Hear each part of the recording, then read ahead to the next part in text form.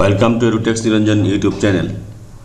Government এমপ্লয়িরা child care লিভের জন্য কিভাবে আবেদন করবেন WBIFMS পোর্টাল থেকে, সেই নিয়ে আজকের ভিডিও। আমি WBIFMS পোর্টালে লগ ইন করে নিয়েছি। লগ ইন করার পর আমি চলে যাচ্ছি, দেখুন মাই অ্যাপ্লিকেশান, এই মাই অ্যাপ্লিকেশানে ক্লিক করব। তারপরে দেখুন রয়েছে অ্যাপ্লাই লিভ অপশানে আমি ক্লিক করলাম। অ্যাপ্লাই লিভ অপশানে ক্লিক করার পর এইখানে দেখুন এই এমপ্লয়ি ডিটেলস দেখাবে। এখানে লিভ ডিপার্টমেন্ট সিলেক্ট করতে হবে, যেহেতু নার্সিং স্টাফ তাদের লিভ আদার সিলেক্ট করতে হবে। তো লিভ আদার সিলেক্ট করলাম। এইবার আমি চলে আসছি লিভ টাইপে আমি LOB থেকে সিলেক্ট করব। ক্যাজুয়াল লিভ, চাইল্ড অ্যাডপ্টেশন লিভ, তারপর দেখুন রয়েছে চাইল্ড কেয়ার লিভ সিলেক্ট করলাম। এবার কোন ডেট থেকে কোন ডেট নেবে লিভ সেটা দিতে হবে। 23 তারিখ থেকে আজকের ডেটে নেবে। এইবার হচ্ছে লিভ টু ডেট, কোন ডেট পর্যন্ত নেবে, জানুয়ারির 6 তারিখ পর্যন্ত নেবে, 2026 এটা আমি করে দিলাম 2026। এবার এখানে মাস হবে জানুয়ারির 6 তারিখ সিলেক্ট করলাম, তাহলে হচ্ছে 15 দিন হয়ে যাচ্ছে। এবার এই জানুয়ারির যে 6 তারিখ সেটা কী বার পরে সেটা একটু দেখে নিই। জানুয়ারির 6 তারিখটা হচ্ছে মঙ্গলবার পরে। 6 তারিখের পরে কোনো হলিডে বা সানডে নেই, তাহলে লিভ সাফিক্স ফ্রম ডেট এটা কিছু হবে না। তাহলে আমি এখানে তার 7 তারিখ জয়েনিং চলে এলো। এখানে are you leaving station leave করছে না, নো করে দিলাম। স্টেশন লিভ করলে ইয়েস করতে হবে। লিভ ডিটেলসটা ফিল আপ হয়ে গেল। এবার হচ্ছে আমি চলে আসছি লিভ রুলসে দেখুন এখানে অটোমেটিক ফিল আপই আছে, এখানে আর কিছু করতে হবে না।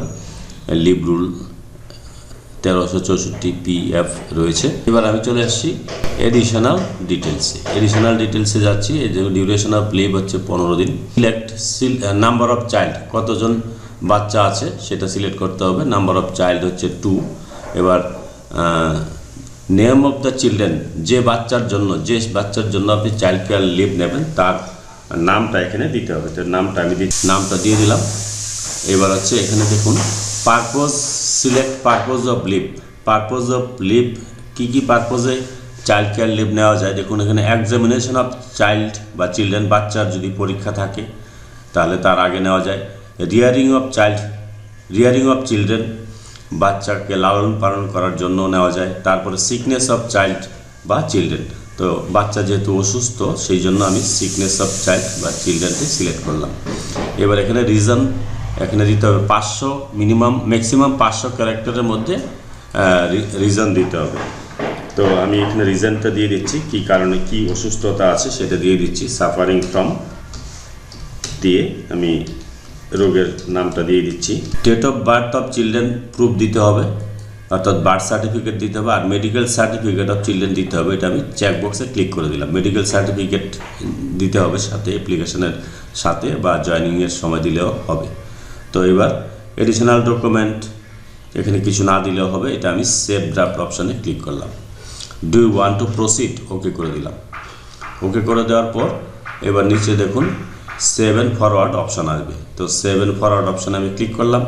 এখানে ফরওয়ার্ডিং অথরিটির নাম চলে আসবে। এখানে চেকবক্সে ক্লিক করে সাবমিট অপশানে আমি ক্লিক করে দিলাম। এবার অ্যাপ্লিকেশনটা প্রিন্ট করি। এই যে অ্যাপ্লিকেশনটা প্রিন্ট হয়ে গেলো। এবার এখানে সিগনেচার অফ অ্যাপ্লিক্যান্ট রয়েছে, ব্লকে জমা দিয়ে দেবেন, তাহলে আপনার কিন্তু কাজ শেষ। অনলাইনে যদিও করা হয়ে গেছে, এবার যদি হার্ড কপি চায় ব্লকে, তাহলে সেই হার্ড কপিটা জমা দেবেন, সাথে আপনার প্রেসক্রিপশন এবং বাচ্চার যে বার্থ সার্টিফিকেট সেটাও জমা দিতে হবে। যদি ভিডিওটি ভালো লাগে please like, share and subscribe this channel to get notification off the next update. Thanks for watching.